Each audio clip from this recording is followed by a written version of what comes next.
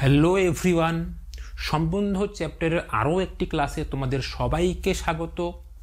SN দে বইয়ের অতি সংক্ষিপ্ত 8 নাম্বার থেকে আজকের ক্লাস স্টার্ট হচ্ছে। তোমরা দেখতে থাকো। অতি সংক্ষিপ্ত 8 নাম্বার অঙ্ক কি দেওয়া আছে দেখাও যে কোনো সমতলে অঙ্কিত ত্রিভুজ সমূহের সেটের ওপর সদৃশতা সম্বন্ধ একটি সমতুল্যতা সম্বন্ধ। কোশ্চেনটাকে ভালো করে বোঝো। কোশ্চেনটা কি বলেছে, কোনো সমতলে মানে একটা সমতল ধরতে পারি আমরা। সমতল যেমন এই বোর্ডটা, এটা একটা কি সমতল, ঠিক আছে। কোনো সমতলে অঙ্কিত ত্রিভুজ সমূহের সেট, এই সমতল ধরলাম এটা একটা সমতল, এর মধ্যে আমরা যতগুলো ত্রিভুজ অঙ্কন করতে পারবো, এর মধ্যে তো আমরা অসংখ্য ত্রিভুজ আঁকতে পারবো, অসংখ্য, এদিকে এদিকে এদিকে যে কোনো দিকে অসংখ্য ত্রিভুজ আঁকতে পারবো। এই ত্রিভুজগুলোর মধ্যে যদি একটা সম্বন্ধ আমরা বানিয়ে নেই, সেটা কি সম্বন্ধ? সদৃশতা সম্বন্ধ। কি রকম আমি এখানে একটু তোমাদেরকে বোঝানোর চেষ্টা করছি ক্লিয়ারভাবে। ধরলাম এটা একটা সমতল, তাই তো। সমতলে অসংখ্য ত্রিভুজ আছে, এরকম করে এরকম করে এরকম করে অসংখ্য ত্রিভুজ আছে এই সমতলটাতে।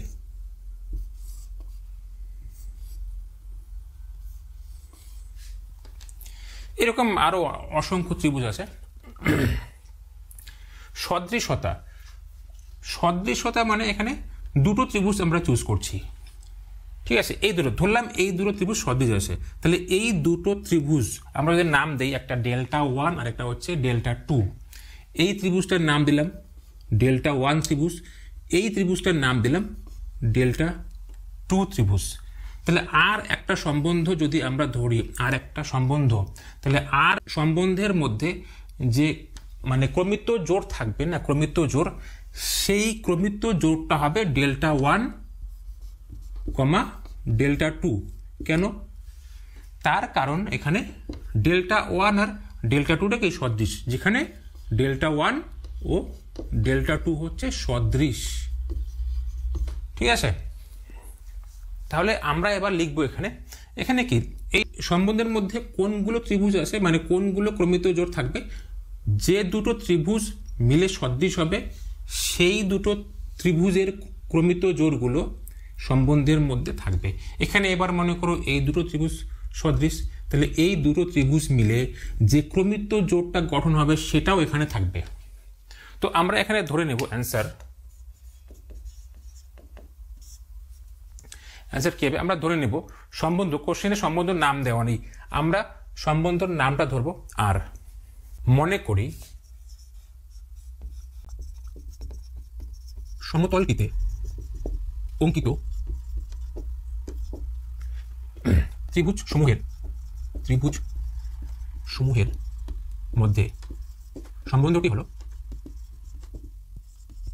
সম্বন্ধটাকে আমরা আর বললাম, সম্বন্ধটা কি আর। তাহলে আর সম্বন্ধটাকে যদি আমরা লিখি, আর সম্বন্ধটা কি রকম হবে? আর সমান সমান ডেল্টা 1 কমা ডেল্টা 2 থাকবে। কোন ডেল্টা 1 ডেল্টা 2 থাকবে?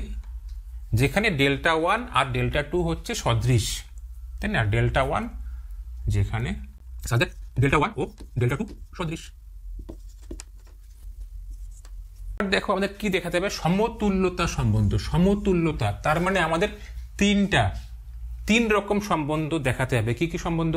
সসম দেখাতে হবে, প্রতিসম দেখাতে হবে এবং সংক্রমণ দেখাতে হবে। এই তিনটা আমরা দেখাবো। সসম, ফার্স্ট আমরা সসম দেখাবো, তারপরে প্রতিসম দেখাবো, তারপরে সংক্রমণ দেখাবো। তিনটাই যদি হয়, আর সম্বন্ধ যদি তিনটাই হয়, সসম হয়, সাথে প্রতিসম হয়, সাথে সংক্রমণ হয়, তাহলে আমরা বলবো আর সম্বন্ধ হচ্ছে একটি সমতুল্যতা সম্বন্ধ, তাই না। তো প্রথমে আমরা সসম প্রমাণ করব। সসম, তাহলে এটাকে আমরা লিখব সসমতা। এই পয়েন্টটা করছে কি সসমতা। সসম প্রমাণ করার নিয়ম কি ছিল? এর আগের ক্লাসে তোমরা দেখেছো এই সসম প্রমাণ করার নিয়ম কি? এক্স কমা এক্স আকারের পদগুলো যদি আরে থাকে, এক্স কমা এক্স মানে নিজেই নিজের সাথে ক্রমিত জোড় গঠন করবে, এইরকম পদগুলো থাকতে হবে নিজেই নিজের সাথে, তার মানে এক্স কমা এক্স গুলো যদি আরে থাকে তাহলে আমরা বলবো আর সম্বন্ধটি সসম। তার মানে এখানে প্রত্যেকটা ত্রিভুজ নিজেই নিজের সাথে ক্রমিত জোড় গঠন করছে। এবার নিজেই নিজের সাথে কি সদৃশ হয়?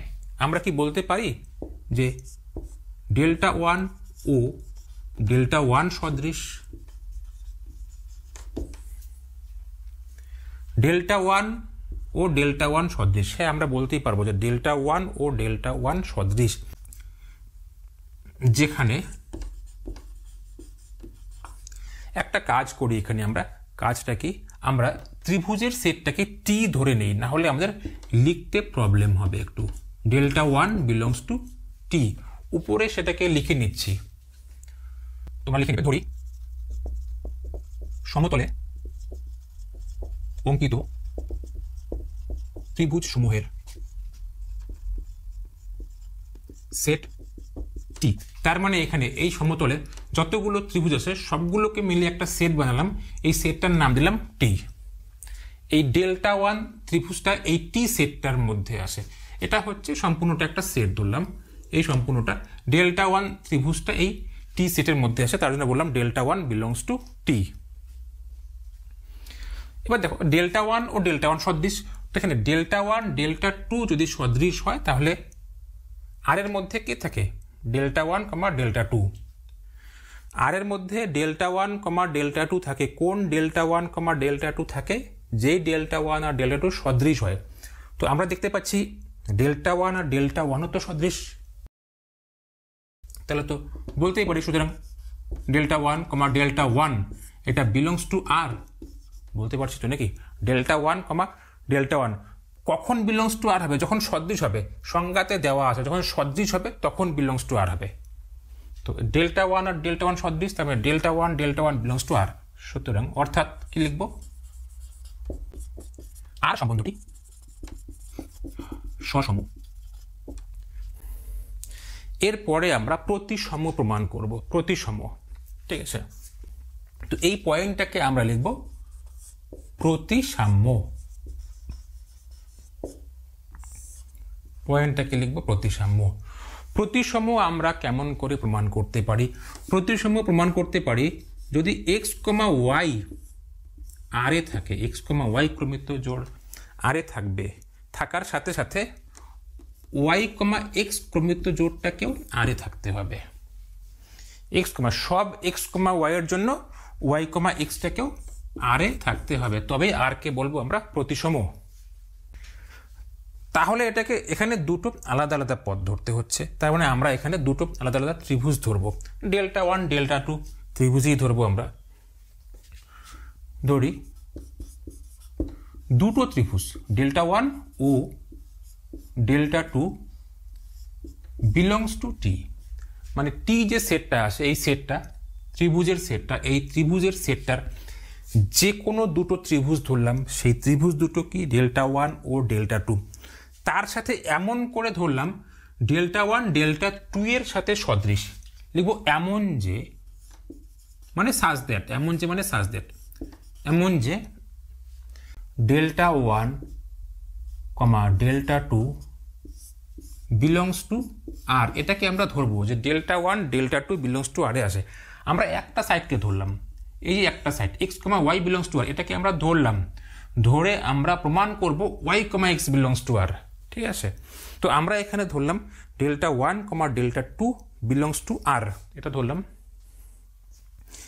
এখান থেকে আমরা প্রমাণ করব delta two comma delta one belongs to R. এবার এখানে সম্বন্ধটার সংজ্ঞা প্রয়োগ করব, সম্বন্ধটার সংজ্ঞা। এখান থেকে কি সংজ্ঞা লিখতে পারবো? Delta one comma delta two যদি আরে থাকে তাহলে ডেল্টা ওয়ান ও ডেল্টা টু সদৃশ হয়। এখান থেকে লিখতে পারবো ডেল্টা ওয়ান ও ডেল্টা টু সদৃশ, তাই না? এবার ডেল্টা ওয়ান আর ডেল্টা টু যদি সদৃশ হয়, আমরা যদি বলি এই দুটো ত্রিভুজ সদৃশ, এই ত্রিভুজটা এই ত্রিভুজটার সাথে সদৃশ, তাহলে তো এই ত্রিভুজটাও এই ত্রিভুজটার সাথে সদৃশ হবে, তাই না?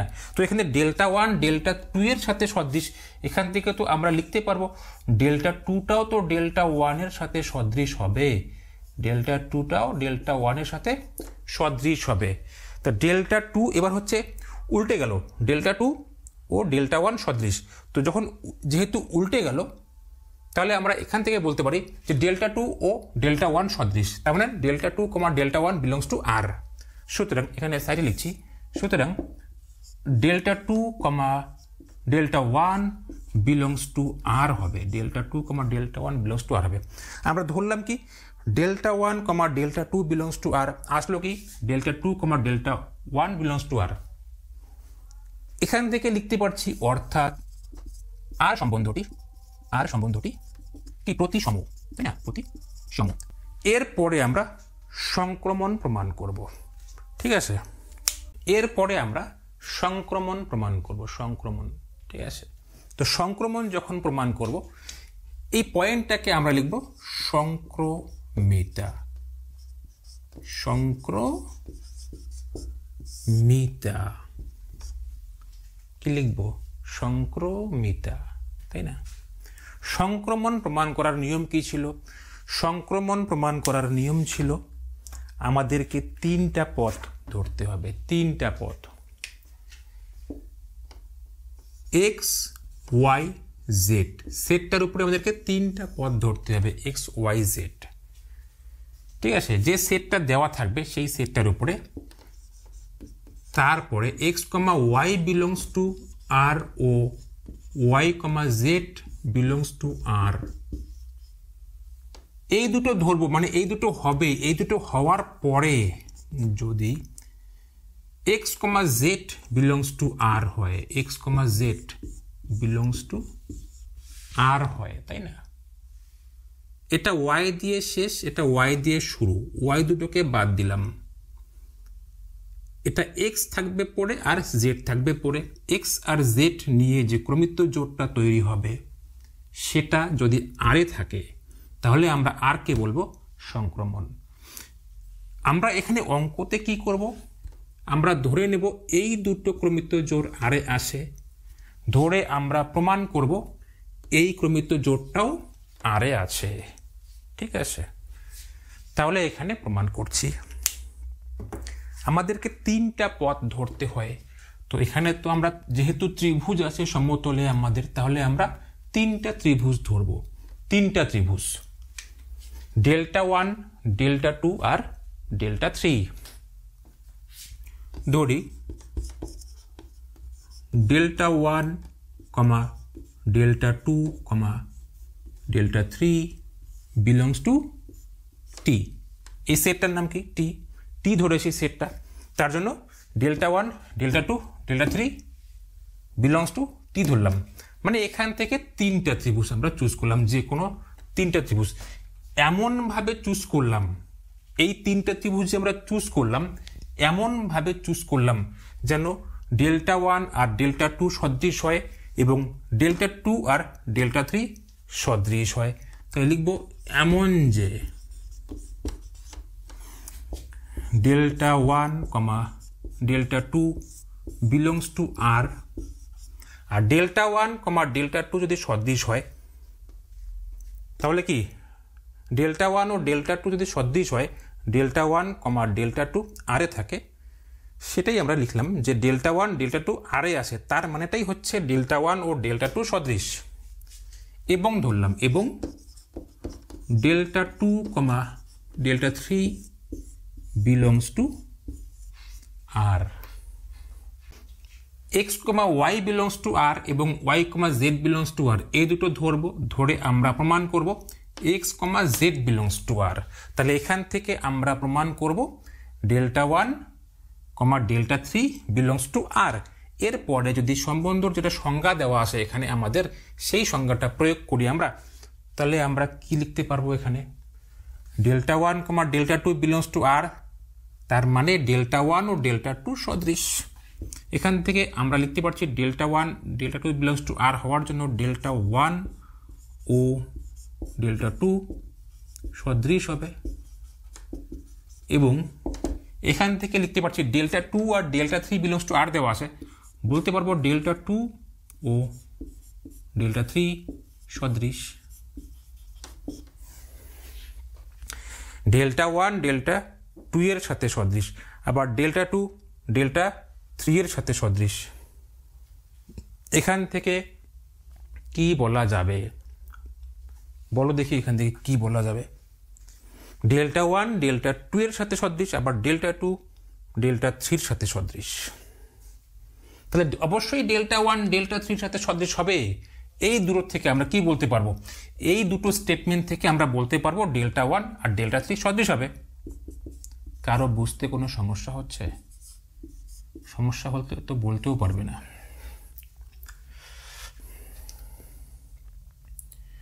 ডেল্টা 1 ও ডেল্টা 3 সদৃশ হবে, তাই না? ডেল্টা 1 ও ডেল্টা 3 সদৃশ, ডেল্টা 1 ও ডেল্টা 3 সদৃশ, এই দূরত্ব থেকে আমরা বলতে পারলাম। তো ডেল্টা 1 ও ডেল্টা 3 সদৃশ। এখন ডেল্টা 1 যে দুটো ত্রিভুজ সদৃশ হবে সেই দুটো ত্রিভুজ আরে থাকবে। তাহলে এই দুটো ত্রিভুজ কি সদৃশ? এই দুটো ত্রিভুজ যেহেতু সদৃশ, তাহলে এই দুটো ত্রিভুজ কি আমাদের সম্বন্ধ যেটা আর, সেই সম্বন্ধের মধ্যে আসে। ধরলাম কি delta 1 delta 2 belongs to R, delta 2 delta 3 belongs to R. প্রমাণ করলাম কি delta 1 delta 3 belongs to R. বাস, খেল খতম। এরপরে লিখে দাও। সুতরাং আর সম্বন্ধটি সংক্রমণ, আর সম্বন্ধটি সংক্রমণ। তাহলে আর কি পেলাম? আর সসম পেলাম, প্রতিসম পেলাম, আর কি পেলাম? সংক্রমণ পেলাম। তাহলে আর তিনটাই, সসম হচ্ছে, প্রতিসম হচ্ছে, সংক্রমণ হচ্ছে। যদি তিনটাই হয় তবে আমরা বলবো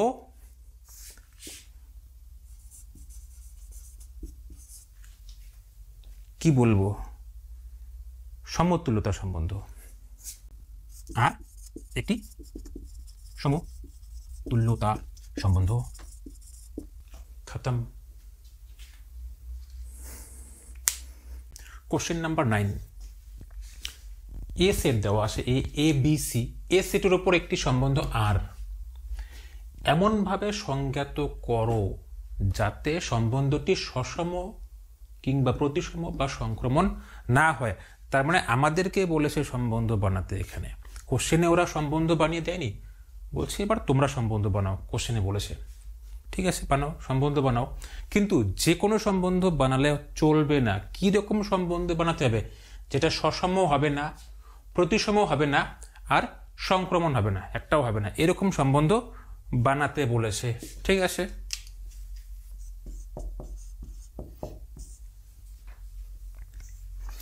সসম কখন হয়?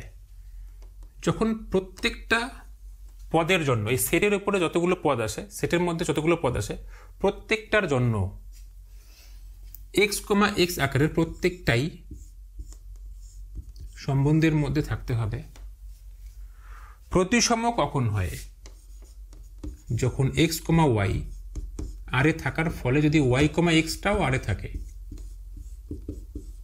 তখন প্রতিসম হয়। সংক্রমণ কখন হয়? এক্স কমা ওয়াই আরে আসে, ওয়াই কমা জেড আরে আসে, থাকার ফলে যদি এক্স কমা জেড এটাও আরে থাকে, তখন সংক্রমণ হয়, তাই না? তাহলে আমরা এমন করে বানাবো এখানে যেন এগুলো একটাও না হয়।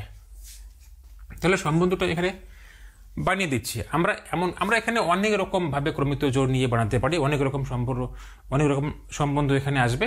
ঠিক আছে, যেমন এ কমা বি নিলাম, আবার বি কমা সি যদি নিই, আমরা এ কমা বি নিয়েছি, বি কমা এ নেওয়া যাবে না, বি কমা এ নিলে প্রতিসম আসবে। বি কমা সি নিলাম, তাহলে যদি আবার আমরা এ কমা সি নিয়ে নিই, যদি আমরা এ কমা সি নিয়ে নিই, তাহলে সংক্রমণ হয়ে যাবে। তাহলে আমাদের এ কমা সি নেওয়া যাবে না, তাহলে আমি সি কমা এ নিলাম। তাহলে কি সংক্রমণ হলো না? এটা সসমও হয়নি, মানে এক্স কমা এক্স আকারের প্রত্যেকটাই নেই, একটাও নেই, একটাও লিখিনি। আবার এ কমা বি আসে, বি কমা এ নেই, বি কমা সি আসে, সি কমা বি নেই, সি কমা এ আসে, এ কমা সি নেই, তাহলে কি প্রতিসম হবে না। আবার এ কমা বি আসে, বি কমা সি আসে, তাহলে এ কমা সি নেই, তাহলে সংক্রমণ হবে না। বাস এটাই অ্যান্সার এখানে। কোশ্চেন নাম্বার 10 এ সেট দেওয়া আছে, এ সেট 1,2,3 এর উপর সম্বন্ধটি একটা সম্বন্ধ দেওয়া আছে, সম্বন্ধটি হলো 1,1 2,3 3,3। এটা হচ্ছে ক্রমিত জোড়ের সেট হিসেবে সম্বন্ধটা দেওয়া আছে। বলেছে আর এর সঙ্গে সবচেয়ে কম এবং সবচেয়ে বেশি সংখ্যক ক্রমিত জোড়সমূহ যোগ করো যাতে পরিবর্তিত সম্বন্ধ দুটির প্রত্যেকটি সমতুল্যতা সম্বন্ধ হয়। কোশ্চেনটা বুঝতে পেরেছো সবাই? এই যে আরটা কি সম্বন্ধ? আর কি সমতুল্যতা সম্বন্ধ হবে? সমতুল্যতা সম্বন্ধ মানে সসম প্রতিসম সংক্রমণ কি আর হবে? হবে না, সসম হবে না। কেন হবে না? 1,1 আছে, 3,3 আছে, 2,2 নেই। প্রতিসম কি হবে? প্রতিসম 2,3 আছে কিন্তু 3,2 নেই, তার মানে প্রতিসম হবে না। তাহলে আমাদের এখানে আরো কিছু ক্রমিত জোড় অ্যাড করতে বলেছে যাতে সম্বন্ধটা সসম, প্রতিসম আর সংক্রমণ তিনটেই হয়। তো অনেক রকম করে অ্যাড করা যাবে, অনেক রকম করে অ্যাড করে বানানো যাবে।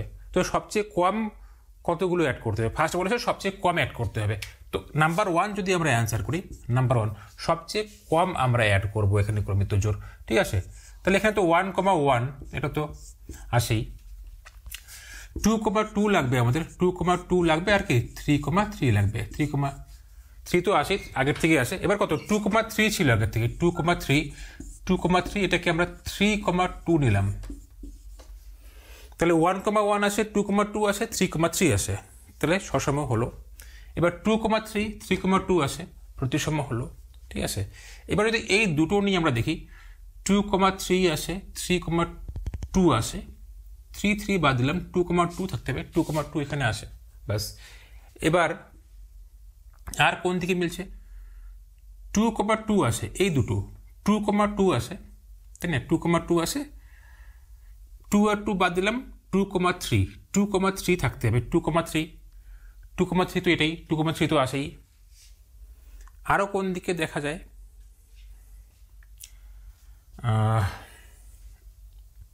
যদি এই দুটো আমরা নেই, এই দুটো এই দিকে আসি, 2,3 আসে, 3,3 আসে, তাহলে 2,3 থাকতে হবে, 2,3 এই যে আসে, 2,3 আসে, তার মানে সংক্রমণ।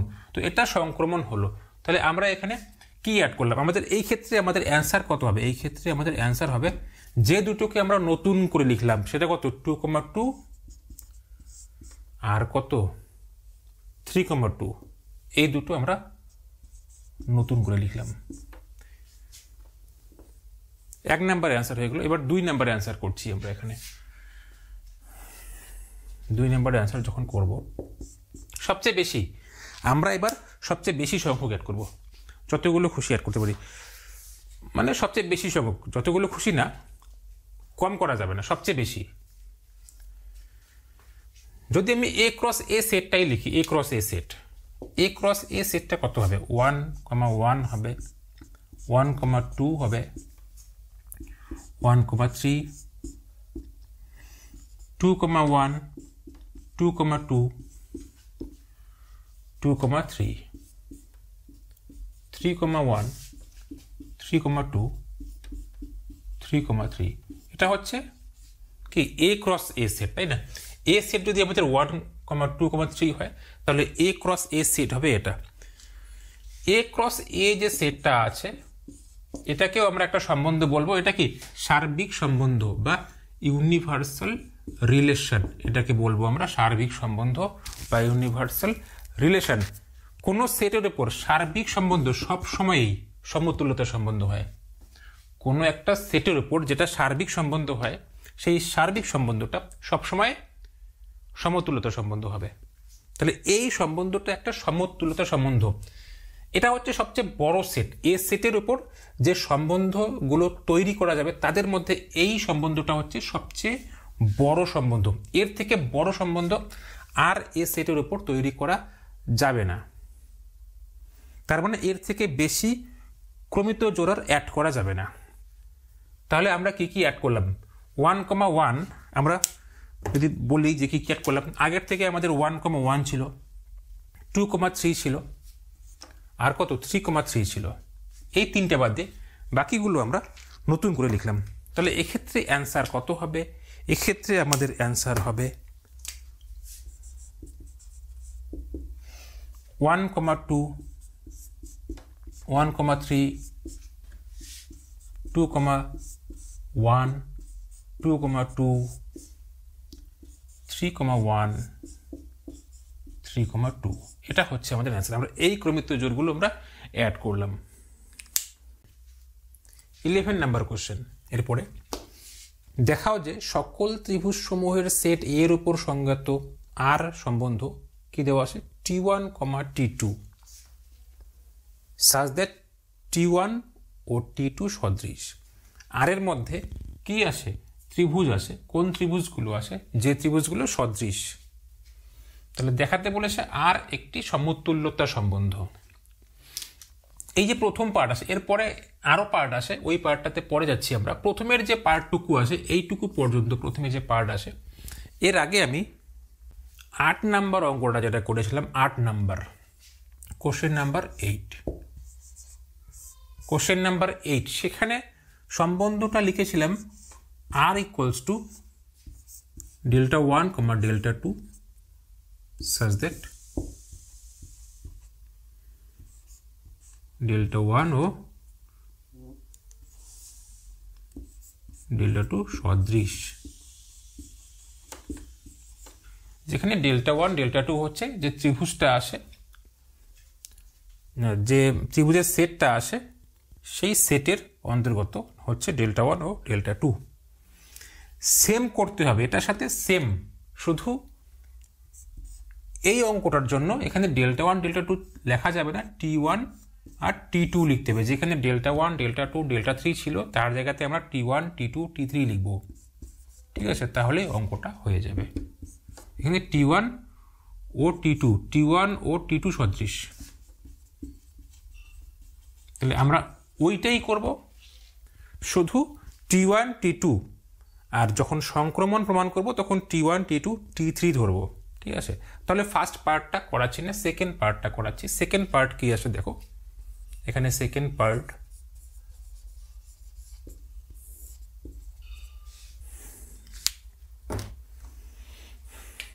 T1, T2, T3 তিনটা ত্রিভুজ দেওয়া আছে, যাদের বাহুগুলি, প্রথম ত্রিভুজের বাহু হচ্ছে 3, 4 আর 5, দ্বিতীয় ত্রিভুজের বাহু হচ্ছে 5, 12, 13, তৃতীয় ত্রিভুজের বাহু হচ্ছে 6, 8, 10।